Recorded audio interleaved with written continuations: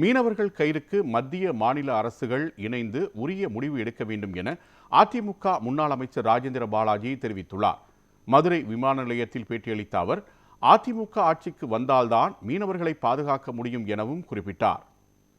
புரட்சி தமிழர் பச்சை தமிழர் எடப்பாடியார் அறிவித்தால் நான் விருதுநகரில் 1.5 லட்சம் மகளிர் பொறுப்பாளர்களை திரட்டி அதிமுக மகளிர் மாநாட்டை நடத்துவதற்கு நான் தயாராக இருக்கிறேன்.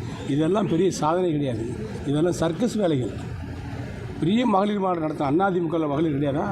திமுகவில் தான் இருக்காங்களா? அதெல்லாம் இருக்குது. திமுக ஆட்சியினுடைய சிறப்பு என்ன? இங்கே ஒன்றும் கிடையாது. இது வெத்து வேட்டு ஆட்சி, விளம்பர ஆட்சி.